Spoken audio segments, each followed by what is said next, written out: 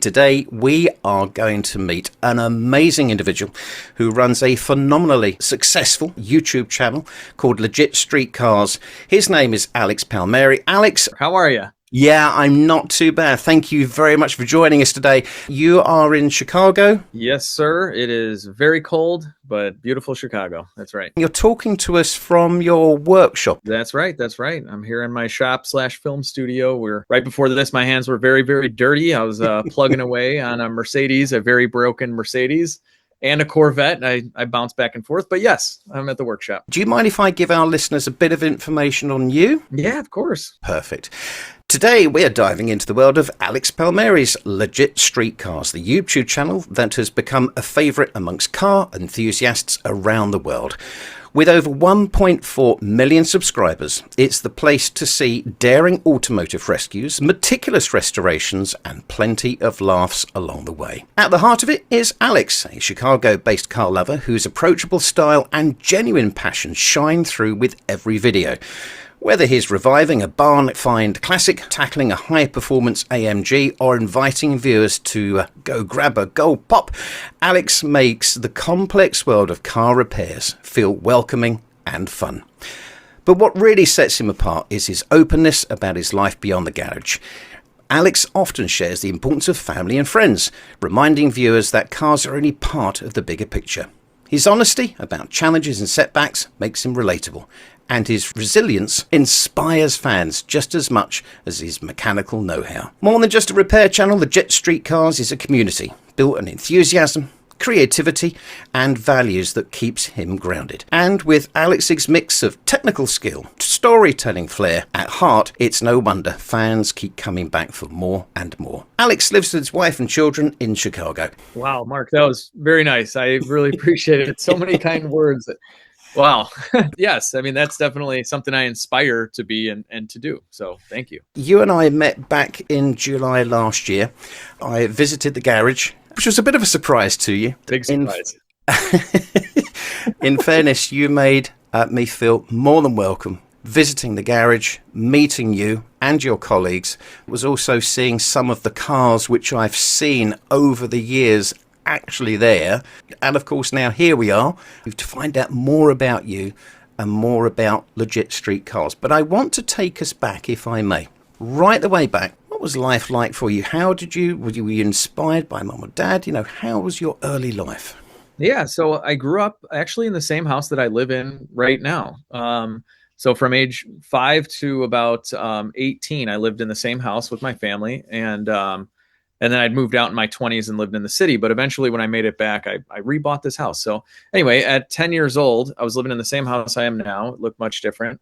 And I was a huge car enthusiast from, very young age. My mom would tell me that even as a baby, I would sit by the window and vroom, vroom, and I would point at the cars. And she said, before I could speak, I acknowledged these things on wheels moving around and making noise. And I liked that. And it was soothing for me as a baby. So she would sit me by the window and we would just listen to the cars drive by. So as a 10-year-old, I was I was into the little model cars, matchbook cars. And I just remember every car ride for me was just an adventure. I would have my hand out the window going with the wind. I would be observing cars. How many tailpipes did they have? Was there any smoke coming out of them? What did they sound like? And from a really young age, I could almost tell almost every single car on what it was just from hearing its engine go by or starting. A lot of times I would hear a car start and I'd be like, that's a Dodge Intrepid or that's whatever, Yeah. But at age 10, I have 2 sisters. At that time, it was my mom and dad at my home. My dad later, when I was 13, left, and we don't really have much of we don't have any relationship at all after that. But he was still around when I was 10. No influence at all from my parents on cars. They weren't into cars. No one was. I didn't have anyone in my family that was into cars. And honestly, most of our family was in Italy. So we lived in Chicago, but my mom immigrated here to the United States when she was 30. She didn't even speak English. So she's from Italy, Sicily specifically. And my dad was an only child. So we really did not have any family here. Wow. So yeah, no influence. It just came to me. It was just something that deep down inside, I guess I liked. It's quite amazing. You talk about being able to identify cars. I'm just a little bit older than you, and back in the 80s, I used to be able to identify any Ford from Dagenham, Ford Escort, Ford Cortina, Capri, then the Mhm. engine size, because that was very, very important to get the engine size. You've got to get the Yeah. engine size right. And in the UK, I don't know if it was the same in the States, you had the Ford Escort 1.3L, then you might have had a GL and then a GLX. So you've got to hear the exhaust tone and you've got to go, yeah, it's a Ford Sierra. That's the Yeah. 2 litre. And I've got a feeling, yeah, that's the GL. And then you'd look at it and go, yeah, I got it right. Yeah, it was a challenge, right? It is a challenge. And of course, it means sort of nothing now because those cars are probably in the scrapyards. But, Oh yeah.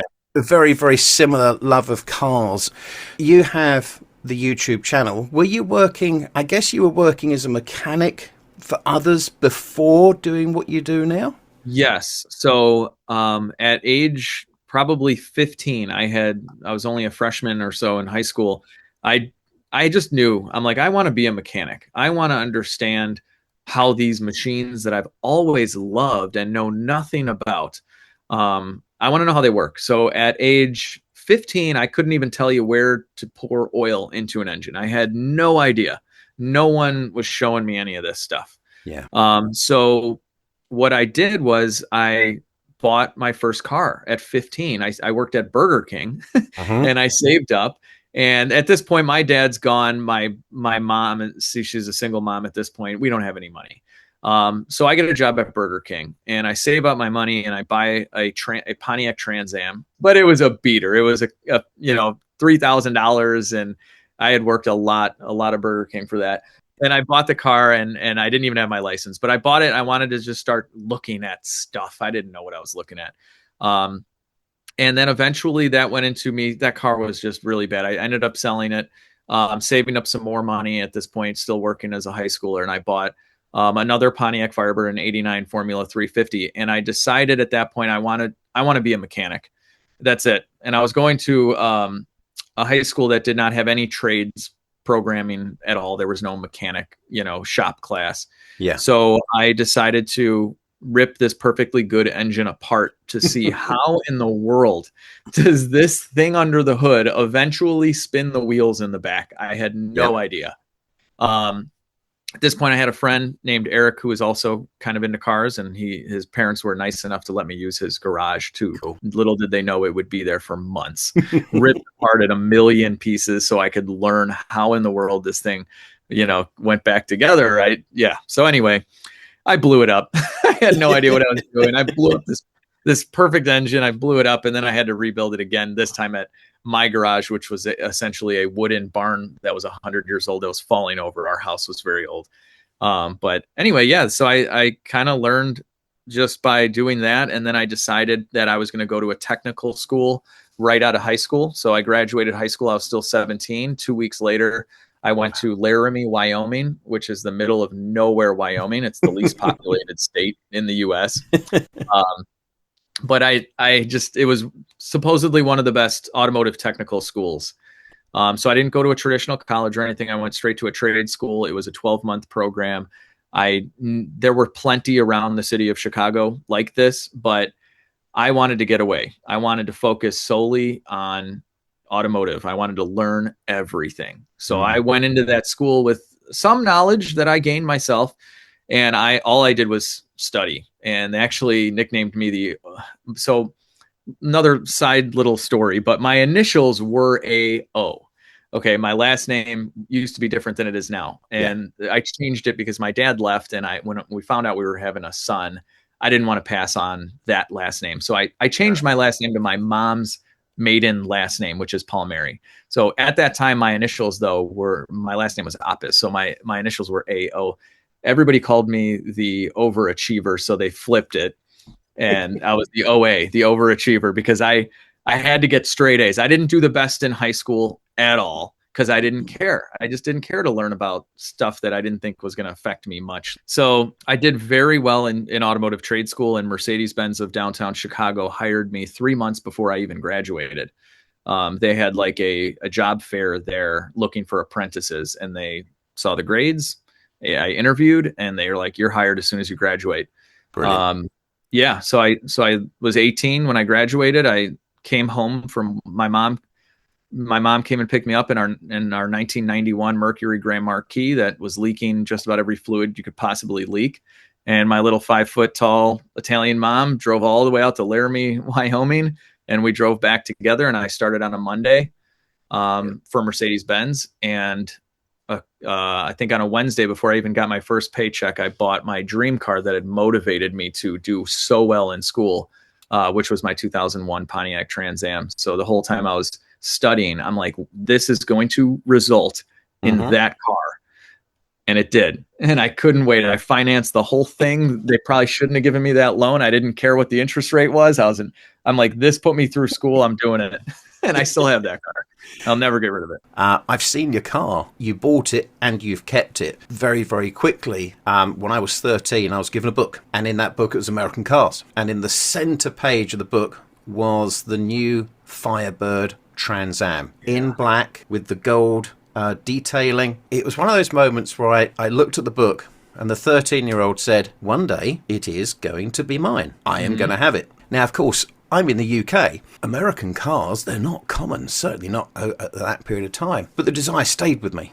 And a friend of mine works in television and film, and they were out on location one day, and he knew that I wanted this Firebird, particular shape. And he rang me up. He said, Mark, we're on location, and there's a car here, and I'm pretty certain it's a Firebird Trans Am. So, of course, I'm immediately alerted. Long story short, went down to location, looked at the car, Pontiac Firebird. It's in a really bad way. Did a deal, got a low loader, picked it up, and 5 years it took. 5 long years. That car is now out on the road. It will never be sold. How rare is that in the UK? I mean, have you ever seen another Firebird just driving around? Just driving around, no. But no, they're really not very common at all. And the one thing that I like, mine is very, very stock.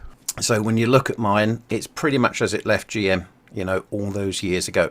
You've bought the Trans Am. You're working at Mercedes-Benz. I have to ask you, and this will make sense to anyone who's found this interview and watches your channel, is that where you got the Mercedes-Benz sunroof grease from? Yes, it is. And it was probably when I was about 18. And and it's so funny you mentioned that, Mark, because I just used it on a 2002 Mercedes-Benz, not on the sunroof. That's the inside joke on the channel, is I use the same tub of this clear, grease on pretty much everything. And it has been the same tub. And yeah. Have you got any left after this tub runs out? I have. So many of my subscribers have sent me tubs of the grease. They still make it. It's like $150 for one little tub. It's insane, from Mercedes. Yeah. I do have some, and I've started to transfer the new grease into the old tub because I have to use the old tub. It's just, I can't let it go. I use my dad's old tools. I have to. There you go. It's just like, they're there and it must be used. And I've got a can of Castrol grease, actually, which has got to be 35 years old.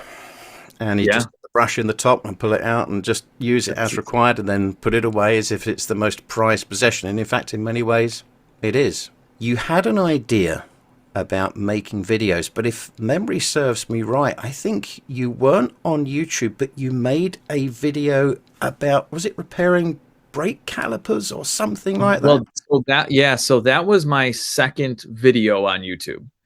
I started at 18 at Mercedes. I left Mercedes at age 28. I learned a ton, and I went to work for the city of Chicago. I worked a lot at Mercedes, and I heard about an opportunity where I could work as a mechanic, a diesel mechanic for the city of Chicago on fleet trucks. Right. And it was salary based. There was a good pension, good normal hours. I would work insane hours at the dealership, and it's all commission. It's called book time. Yep. So it's a high stress job, You have to be fast and really good, or you get fired. That's it. So you got to be really good all the time.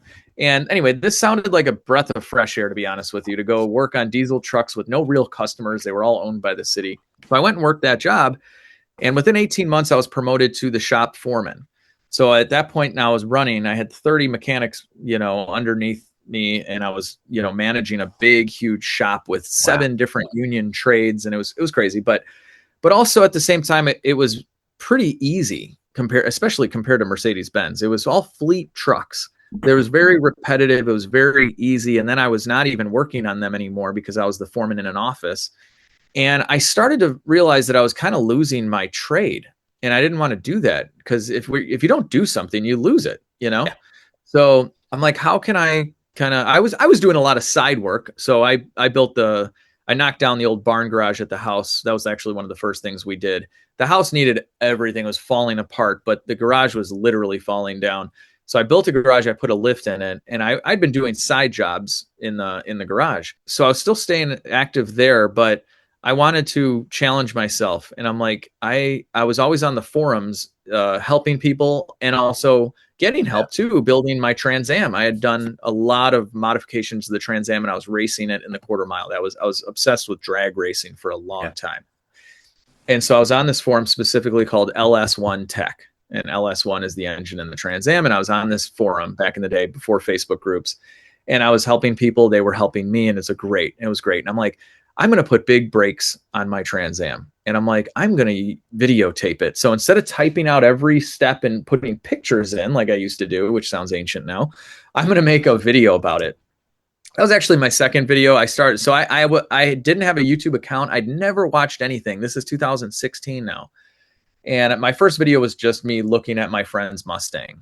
And yeah, if any of my subscribers are listening and you've only watched the last maybe 5 years of my stuff, watch the first, I don't know, year or two, because I was very nervous.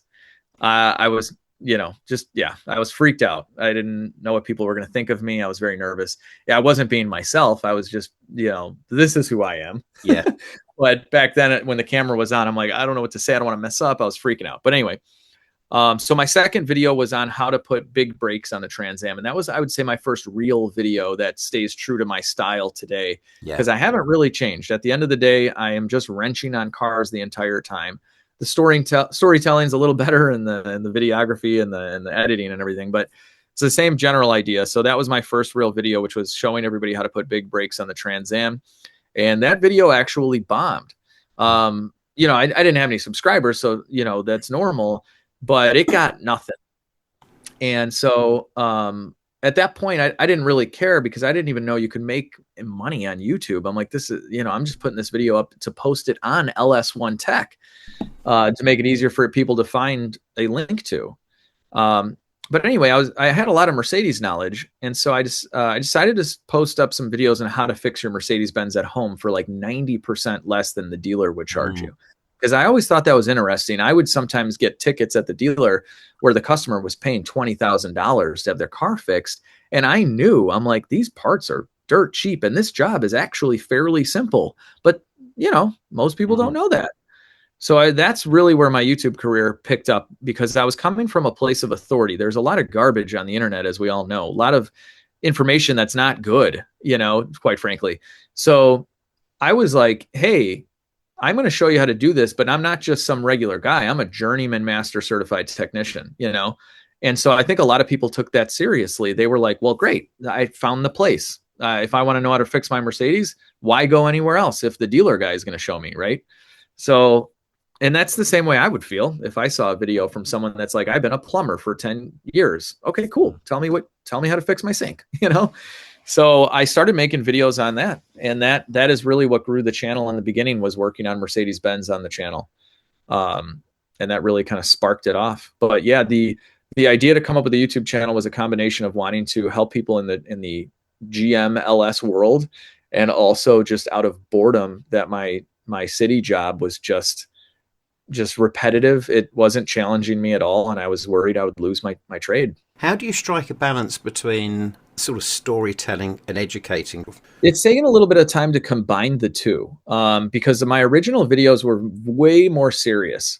Not that they aren't now, but you get to see a little bit more of who I really am in these videos, because when you're in the garage for real, especially with other people, like other mechanics, and you get to know them and they're your friends, you do a lot of joking around. Yeah. You're having a good time, and so at the dealer, when I started at the dealer, it was it was so cool. So like when I started at 18, So did a bunch of other guys between the ages of 18 and like 21. Mercedes-Benz of Chicago at the time was coincidentally hiring a lot of young guys to be apprentices. Yeah. And so we didn't go to traditional college. Our college years, so to speak, were all being apprentice and then journeyman technicians at the same time. And then we all lived in the city downtown. I lived 3 blocks away from the dealership. And so there was probably 10 of us at this dealership that were all about the same age. We all hung out on the weekends. We all went out all the time and had a blast. So that transferred into the work environment where we're working on these cars, but we're also making jokes with each other, and guys that have been in the shop know shop jokes, and it was just a fun time. And I'm like, when you're wrenching on performance cars too, that should be a fun time too. So when I was doing that at home, working on my Trans Am, my buddy Mark, also named Mark, good friend of mine, he's actually probably one of the best Mercedes techs I know. He's a current shop foreman for Mercedes-Benz, but he helped me build my Trans Am, and we just had a good time. I started to loosen up a little bit on YouTube, and what forced me to do that was where I was filming, which was at my house garage. Yeah. And sometimes I would have to film outside, and I live in the real city of Chicago. It's very populated.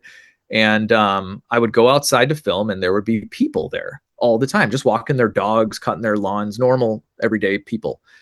And I would go out there and I would freeze up, and I didn't want anyone to see me film. I was embarrassed. Like, what are they going to think of me? Whatever.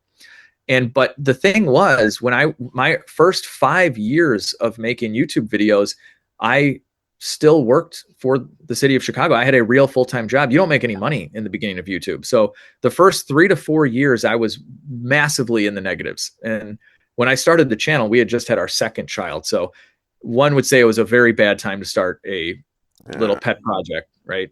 So I would go outside, and I would start filming at 6 a.m. and I'd have to leave at 2 p.m. because I was on the off shift. I was either on midnights or afternoons for the city.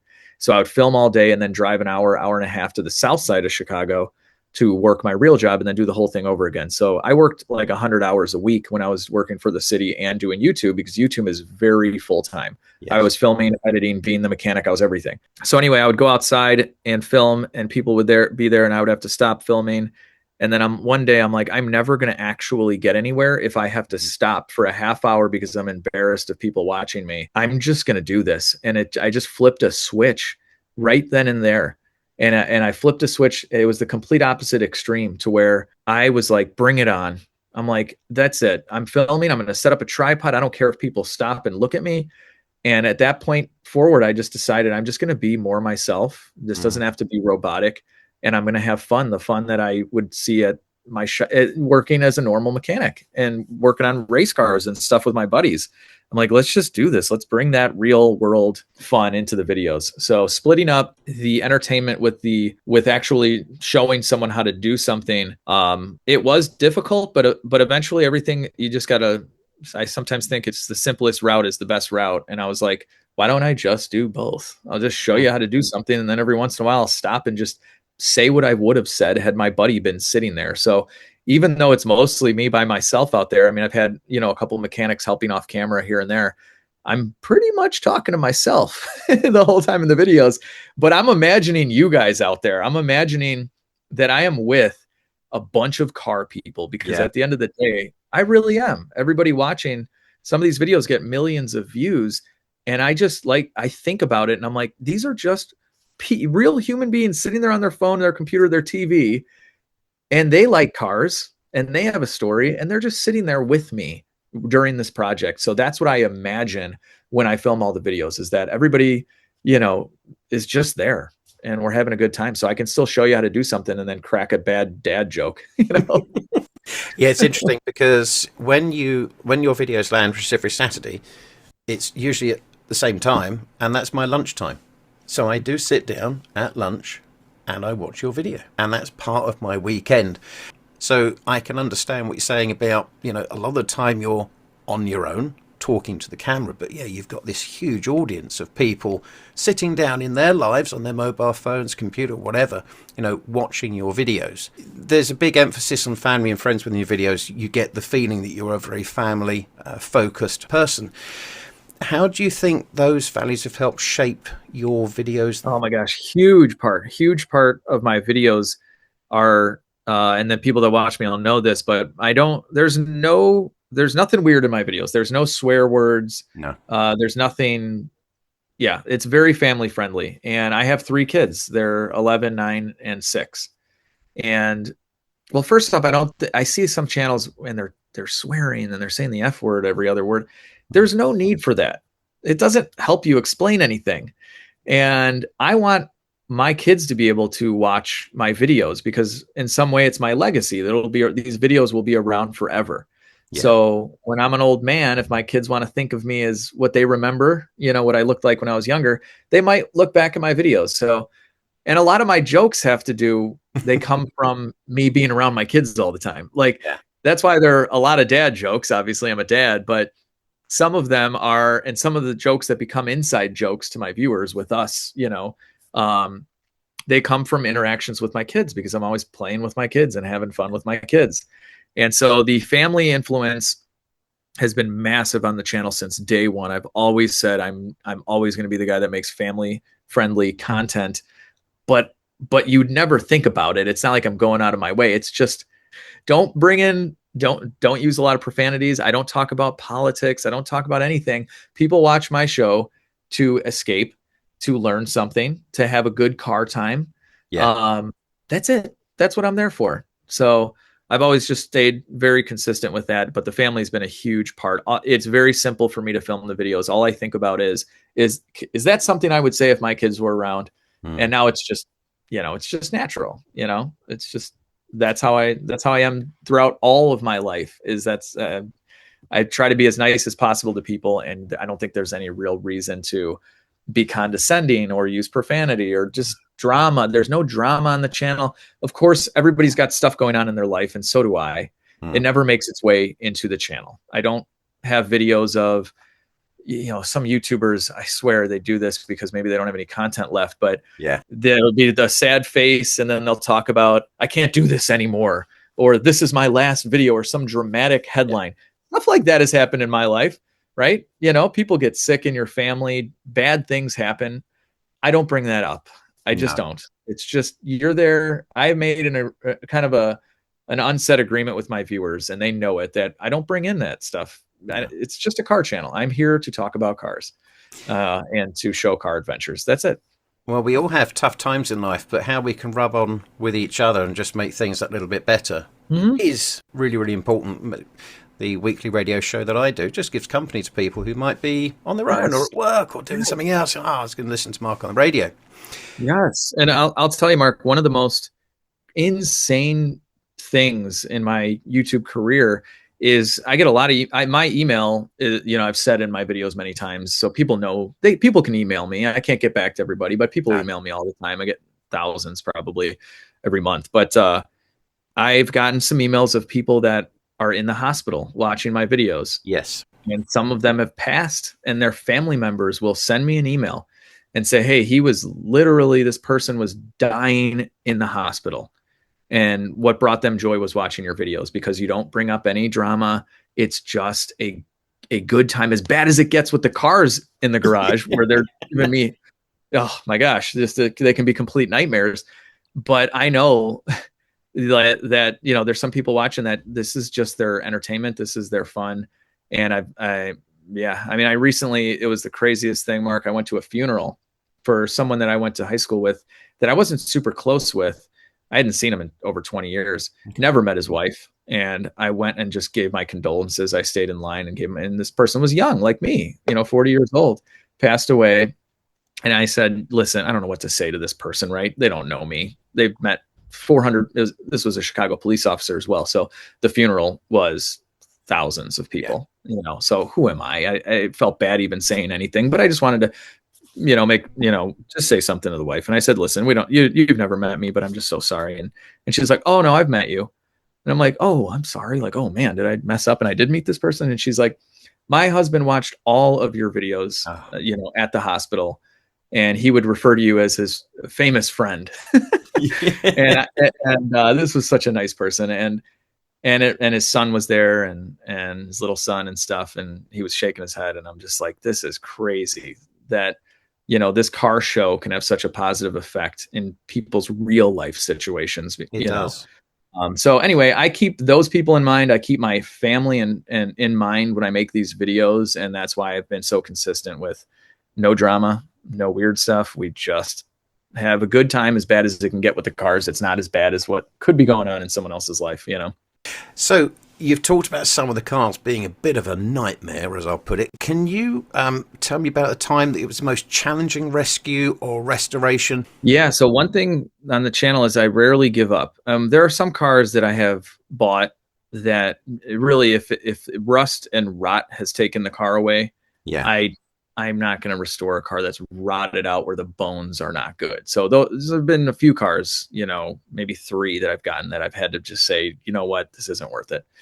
But as far as some of the issue cars, yeah, a lot of European stuff. You know, I started with the Mercedes stuff, but I work on a bit of everything, as you know. You know, I've rescued and restored a DeLorean. Back to the Future is my favorite movie trilogy. A Buick Grand National, plenty of European cars. You know, BMWs, Mercedes, and then weird stuff. A lowrider Fiero that was on the front cover of Lowrider magazine. A supercharged Sierra or supercharged Suburban. Anyway, I've worked on a ton of different cars, and some of the ones that have given me the most trouble have been the European cars. The Mercedes 65? Yeah, Mercedes, the CL65 was probably one of my most challenging cars, because I bought it knowing it had an oil leak, and I knew basically what was wrong with it. And it was a $1 part that required 50 hours of labor. That was the book time to tear apart the entire engine to replace a $1 O-ring that was leaking oil. And so I knew what I was getting into with that. What I didn't know what I was getting into was the fact that this had hydraulic suspension. And I'd known they're very problematic. I'd worked on dozens at the dealership, so I knew that. But the problem that I had with this particular one with hydraulic suspension, no one had ever seen. I had called all of my old Mercedes friends with this specific problem. Everybody was stumped. I never drag anything on it. It's real world what you see me do. You know, it's if it gets fixed in 5 seconds, I fix it in 5 seconds. If it takes me 5 days, you're going to know it in the video. So that hydraulic suspension, I think, got 3 videos in itself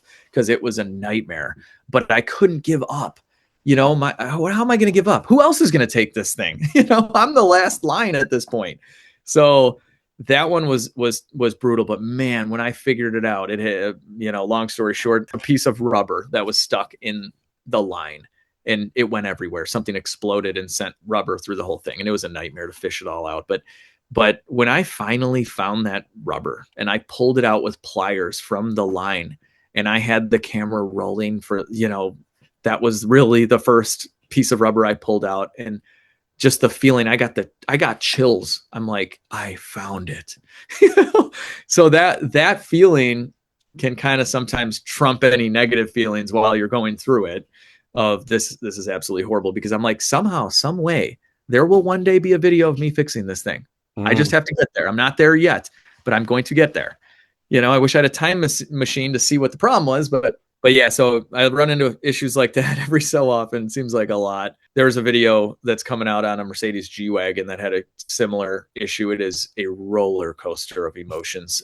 And, you know, even if the thing is, what I try to do the most, honestly, is I try to make the video watchable for someone that may not necessarily be into the mechanics that much. They may not even understand it. But in this video, even if you're not super into cars, you'll understand what I went through, and you'll get to see visually what happened. And it is so cool. And I'm so proud of the video. Max and my editor, just got done with the final edit, and we obviously watch all the videos all the way through multiple times, sometimes to make sure everything is perfect and we didn't forget to edit a scene or something. And I'm sitting there at the edge of my seat, and I made it. Sometimes the worst problems make for the best videos, and I'm so happy for my viewers to see them. And then they also get to feel lucky that it wasn't them that had to go through it. You know? Should we have a listen to an excerpt of one of your shows when you went to go and look at the DeLorean for the first time? Yeah, of course. I love the DeLorean series.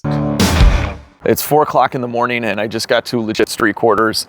And today I'm buying a DeLorean. A DeLorean! I've wanted one ever since I was a little kid. The Back to the Future movies are my favorites.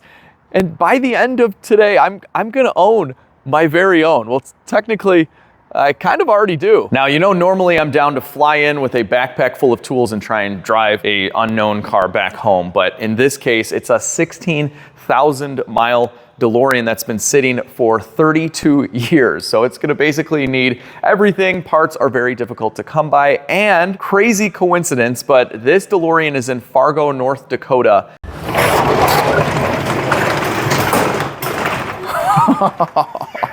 Dude, this thing, like, it's been here because it was traveling back in time. It looks just like it was just hidden in a barn. Oh, no way, this is my car. Get out of town.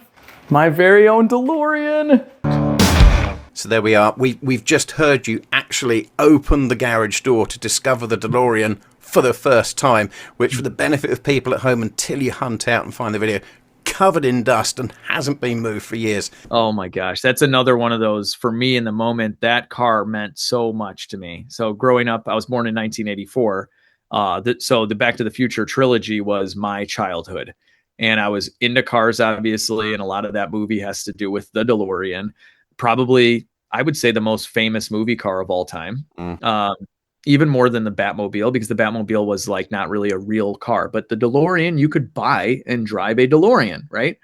So I think it's the most famous movie car, but that trilogy meant a lot to me. Honestly, I never thought I would ever own. I mean, I own a lot of cars now. I mean, granted, my taste is naturally not that expensive. I'm not an exotic car YouTuber, so whatever. But I never thought I'd own a DeLorean.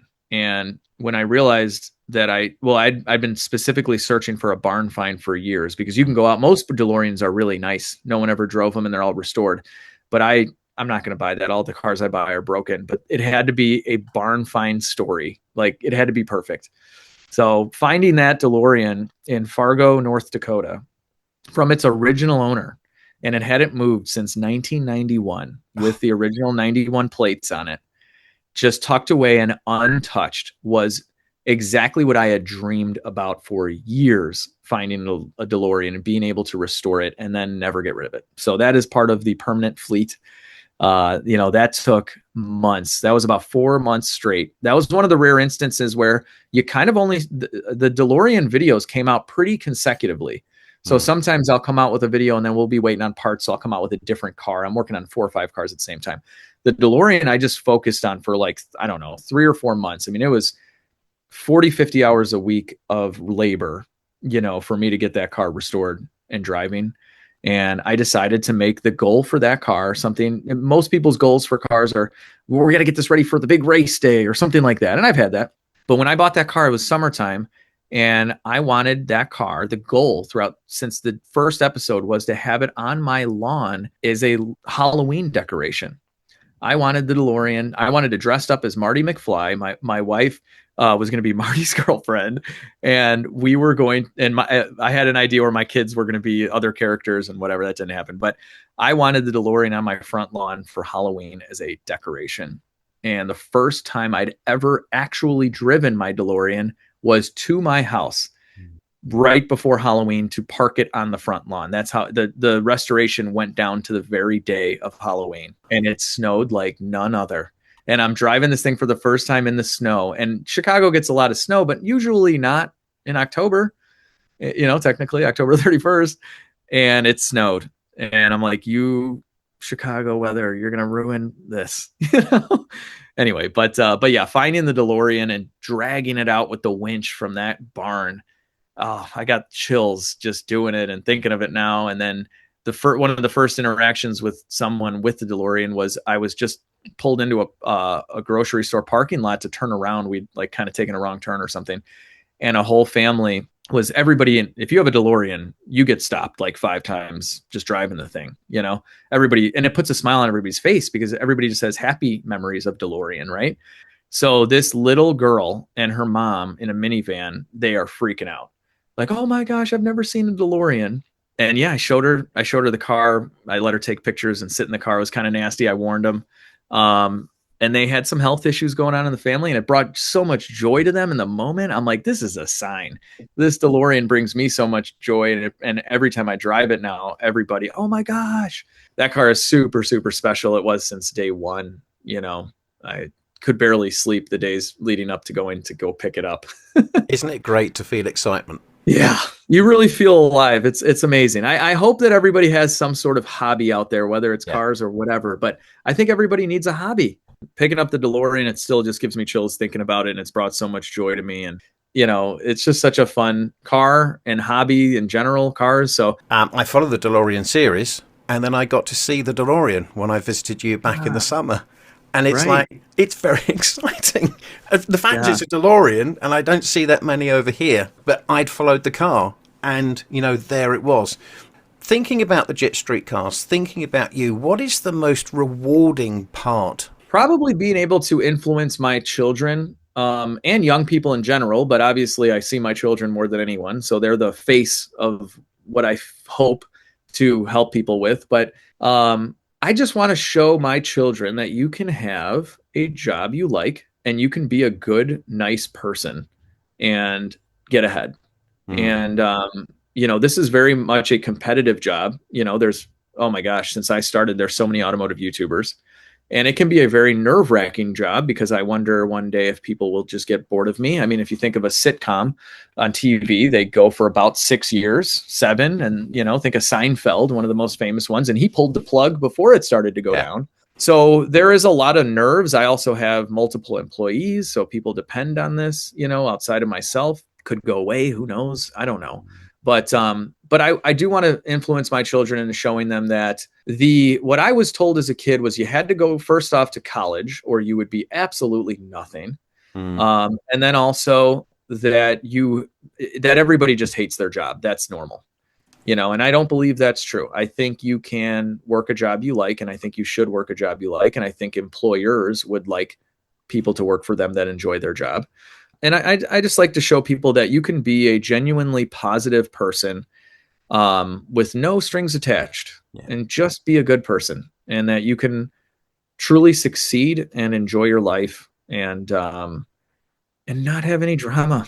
I've always been a drama-free person, and my wife is the same way. That's probably why we married each other. But yeah, just unnecessary drama.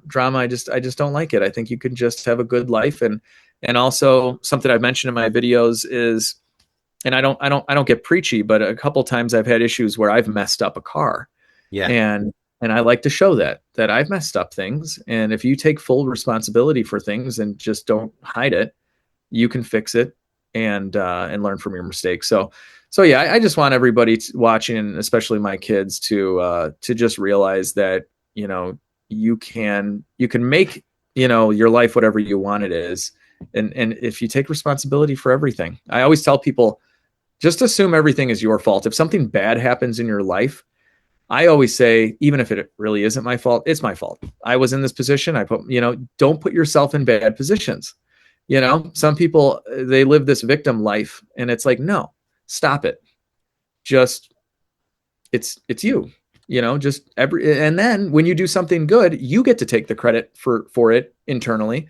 You don't need to gloat, but then you'll know that you really earned it. And so I like my kids to see that, like, you go try and make something and you're going to fail a bunch and it may not work, and who cares, but one day you'll get it. And then, I've failed at a lot of things. I had a lot of business ideas before this, so I think you've just beautifully summed up my introduction, because you've just shown every value that I described. You've got honesty, you've got integrity. I had a question about, dealing with some struggles and repairs where things haven't gone well, and you do actually show it. Take the drama out of a crisis, and a lot of the time it is our own fault. And it's to say, well, if it isn't our fault, or if it isn't my fault, well, I'm there, so I've got the opportunity to do something about it. And I've watched you in various shows. You'll get a nut or a bolt that just will not undo. It's been done up for 25 years. You're heating it, you're banging it, you're making a tool, you're calling people on the phone. How would you deal with this situation? But it is fair to say that on every video that I've watched, you've persevered, you've got through it, you've made it happen. But you're also very, very good at problem solving. When I met you back in the summer, you had the AMG, which had just arrived, and I think it had arrived saying broken engine or something like that. And I was able to watch you live diagnosing and working out and making calls, and it's like, this is exactly what I see on the video, and I was watching it actually for live happen. I wonder if we were to look at this channel, Legit Street Cars, in 10 years' time, do you think it's going to grow? Do you have plans for it? So I've been saying this ever since I left my city job, because I've been doing this now for 9 years, and I did it with my last full-time job for 5. So I've been 4 years. I don't want to say full-time because I've always been full-time essentially. But this has been my only job. And 10 years from now, I've said this ever since I quit, but the level that I was at that point, I quit I knew I wanted to quit my other job for about 2 years before I actually did. But I had 2 kids, and then I eventually had a third. I couldn't just quit this solid job that, paid okay, but it was consistent and had healthcare and stuff like that. I couldn't just leave that job. I needed to see that I could at least duplicate that income with YouTube for multiple years before I felt comfortable, because at the end of the day, I'm responsible for my kids and everybody. So when I left that job, I knew that I, at that point, was making enough money to sustain my family. Mm. And so I always said I would be okay if it just stayed this way, because I have replicated the money I was making before, but doing something I love. And at that point, I was happy. I was happy when we were making, 4 times less than we make now, and my wife grew up in a 900 square foot house with 5 people, and they were happy. My mom had no money, and we were happy. So money in itself isn't what makes you happy. And some people, it helps. Don't get me wrong. If you can buy a cool DeLorean, that helps. All right. I don't want to be delusional. Okay. But you find other things to be happy about when you don't have really anything. So I was always happy when the channel was just simply able to duplicate my normal mediocre mechanic pay. I was okay. My wife was a teacher. I was a mechanic. We always thought we would be a teacher and a mechanic for 35 years, retire, maybe saved a couple dollars, but whatever. As long as everybody was healthy, we were happy. If the channel grows in the next 10 years, great. It is. I mean, it's been very consistently growing, and I'm so grateful. But if it also stayed the same, my subscribers are so good. Like, I have some of the best comment section on YouTube. Everybody is so positive. Sometimes I'm like, I don't know if I want it to get much bigger, because does that mean now I have a bunch of characters that don't appreciate the culture that we've made here? So yes, you always want to, I don't know. I don't know. I don't see myself, okay, every year I'm going to hire more employees. I do want a bigger shop. That's one thing, but I don't need to grow into this gigantic corporation or anything. I want to still be the guy that's hands-on. And if I'm fortunate enough to have the health to continue to wrench on these cars, I would like to keep that going.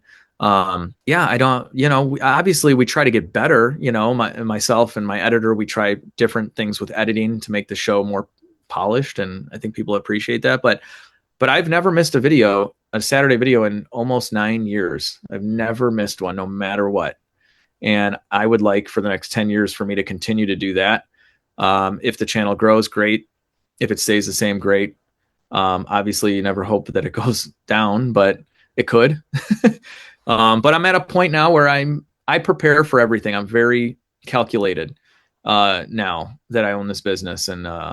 And so I'm a very good saver of money, and I don't overextend myself and get into debt and stuff. Like a lot of YouTubers go down this path where they have to keep up with the Joneses. I don't need to keep up with anybody. And yeah, I think I've built something that I can sustain for a long time, even if we had a dip, which I hope we don't, but you never know.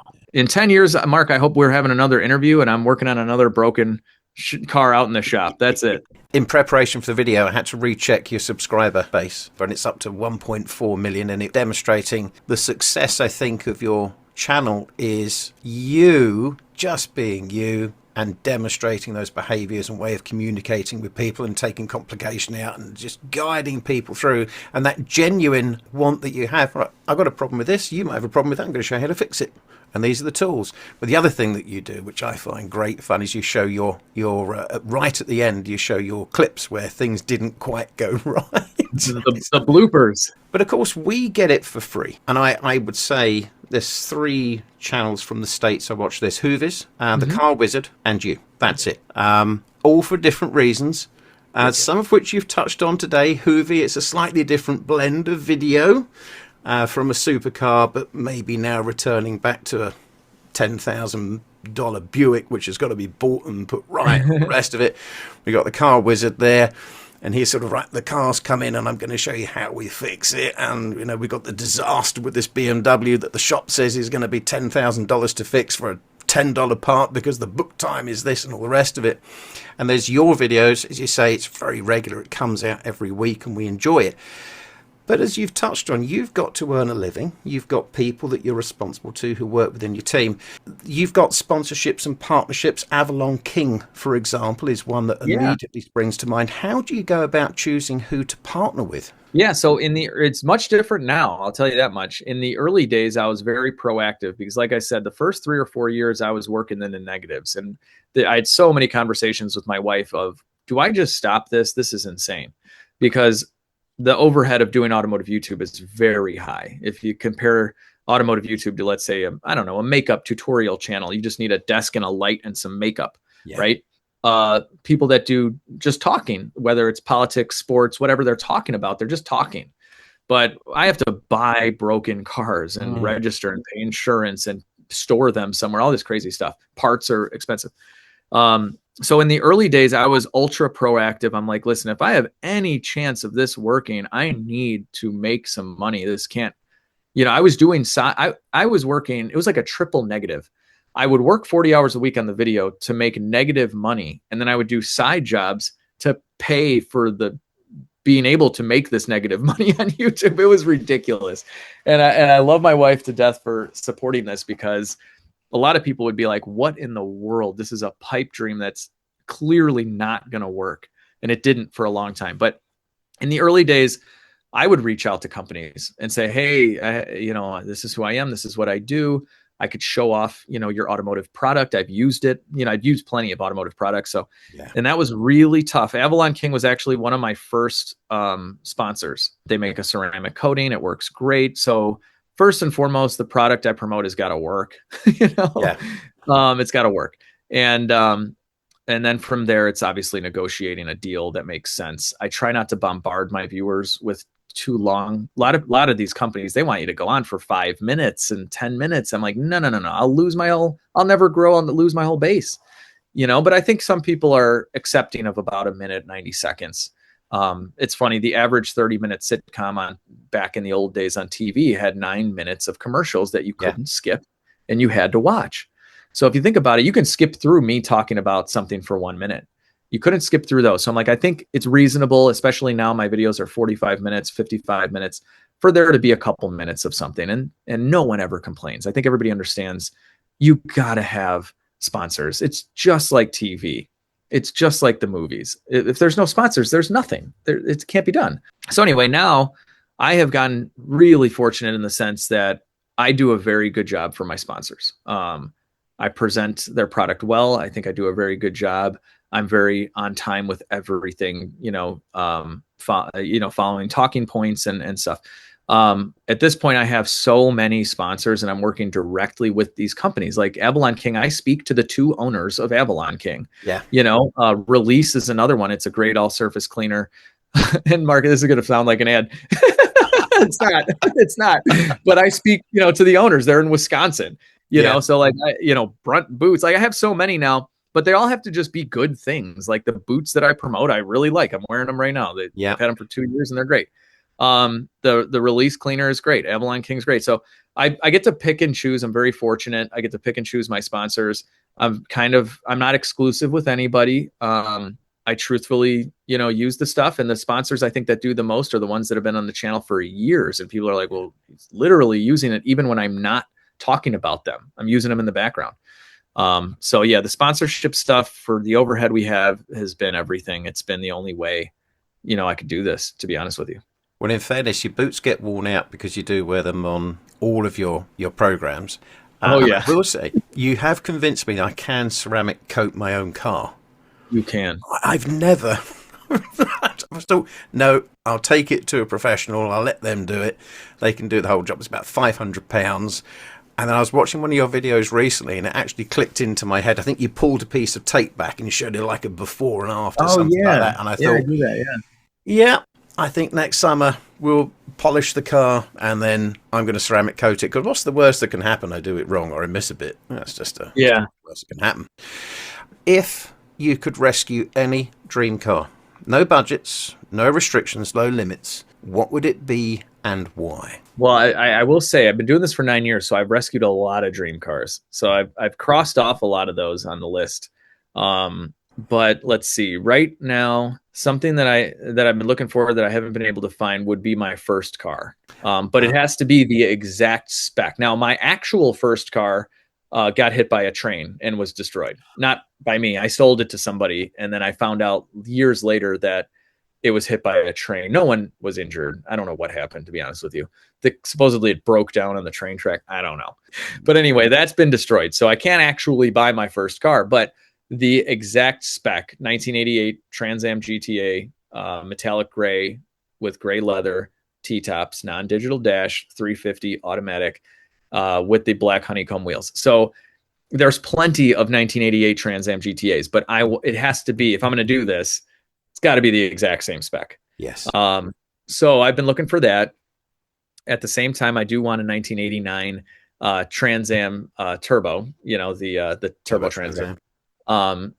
Because well, I have a trifecta right now. I have all the cool GM turbo cars from the 80s and 90s. Yeah. I have my 86 Grand National, my 92 Typhoon. Oh, and another one that I haven't released yet. I don't know.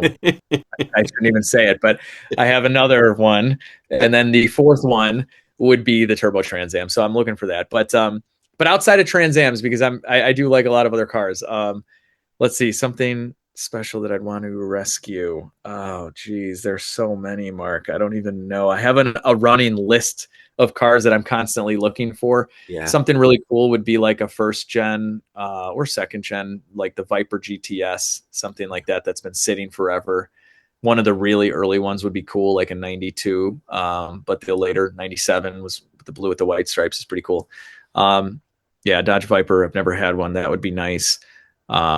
It's so difficult because there's so many cars, and there's some cars that people may not even know are that cool that I think would be cool to rescue, like a 1989 Ford Thunderbird Super Coupe. It was Motor Trend's 1990 car of the year. It's an amazing car. I've never owned one. I've never sat in one, but it should have been more popular than it was. Rear wheel drive, manual transmission, supercharged 3.8. I think that's so cool. They're like $3,000. You can find them. It's no big deal, but they're cool. And then, yeah, just a lot of weird, quirky stuff is what I'm into. So a lot of, let's see, European wise, I have the AMG GTR. I have the E55 AMG wagon. Yeah. I do want to eventually get a G55 AMG. I thought that was the ultimate G class. Such a silly car. No one uses the G wagons like they're meant to be used. We see them in downtown Chicago with these ladies drive them around that they also have Gucci purses and all this fancy stuff on them. And I'm like, you have like a military monster that you're driving around, but yeah, I think G-Wagons are pretty cool. But yeah, so many other cars. I like a lot of weird concept vehicles as well, which you'll be seeing soon to the channel. I'm picking one up in Colorado. It's one of maybe 12 in the world. Wow. And it was a concept Mustang. I won't give up too much. You guys got to watch, but that's going to be fun. Yeah, I'm over here. I think if I was to choose Lotus Carlton, which was sort of an 80s, 90s car. There's one registered in the United States. So the other channel I do watch is Jay Leno. I love watching Jay's show once a week. Yeah.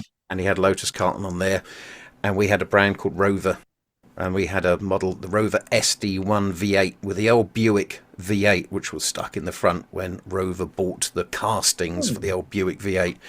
Okay. Most of them have now rusted into the ground and have gone. But there's a few, and I think if I could find that barn find and had the time and the skill and the expertise to do it, I would. But talking about skill and expertise, you've now got an established YouTube channel, Motor Technician. You're an employer, you're a family man, you experience life, I think, on a day-on-day basis, face challenges, deliver what you say you're going to do. What advice would you give someone who wants to start their own YouTube channel? Doesn't matter what it is or what it's about. What advice would you give them? Just start recording. Even if just understand that when you're recording videos, they aren't live.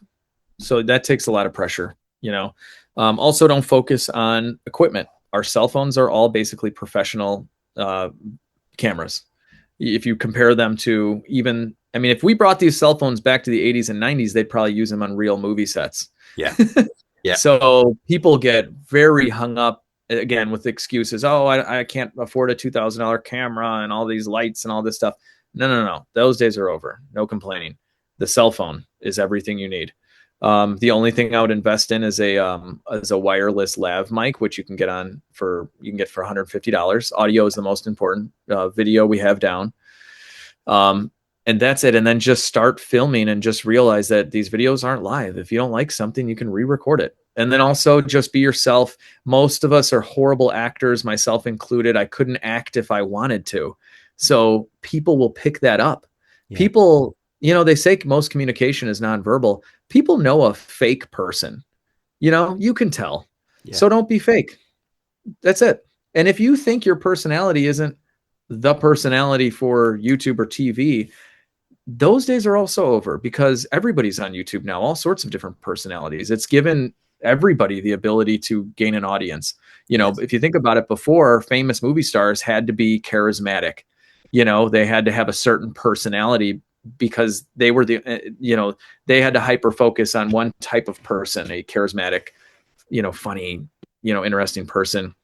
But now everybody has a platform. So you might think you're boring, but there might be, guess what? Another 1 million people that think you're boring. And all of a sudden, you're not boring. There's a lot of people on Earth. So you can have a successful YouTube channel with 200,000 subscribers. You just need to find 200,000 of views. And there's 8 billion people to pick from. Can you see as a YouTuber where people are kind of watching from, where your audience comes from? Mm-hmm. Yeah, I'm about, depending on the type of vehicle, I'm about 55% United States. Okay. So it's surprising to most. They think I'm all United States, or vast majority, which I am. I mean, the one single country is the United States with 55%, but that is normal. Even a Matt Armstrong that's in the UK is probably getting mostly US viewers. Yeah. The US is big and stuff. So yeah, so mostly US, but from there, I think UK, Australia are in the top 3. Yeah. But it is legitimately worldwide. I mean, I'll see, I all over Europe, I get views. I mean, I do half of my cars are European, so that kind of makes sense. But there are views from, Asian countries, from the Middle East. I get a lot of Middle East viewership and people sending me messages. Hey, I'm in the UAE right now watching your video and stuff like that. So, so they're all over the place, but primarily with automotive content in English, it just makes sense that you're going to be mostly United States. It's just natural. Alex, you've been really generous with your time today, and I really appreciate it. For our listeners, how do they go about finding you? Well, I made it simple. It's Legit Street Cars on every platform. So YouTube, Legit Street Cars, Instagram, Facebook, Legit Street Cars, and then periodically I'll post on Legit Street Cars 2 on YouTube. But yeah, mostly on Legit Street Cars on YouTube. You'll find all my videos every Saturday morning, 8:30 Central United States time is when we come out. So I always mention that everybody's might be eating breakfast when they're watching my videos, and then I forget that guys are eating their lunch too, or it's the middle of the night. But yeah, you can find me on YouTube, and if you enjoy cars, you might enjoy the show. Do you have somebody that you might like to nominate for a future show? Yeah, definitely. So, obviously this is going to be a person in my automotive world because that is kind of my entire world. But someone that I've looked up to a lot and that's been kind of a mentor in business ownership for me. I mean, I have quite a few, but one of them is Arnie Toman from Cannonball Garage. And Arnie is actually the world record holder for the Cannonball race from New York to LA. It's a very famous old school American race where you literally try to drive from New York to LA in the fastest amount of time.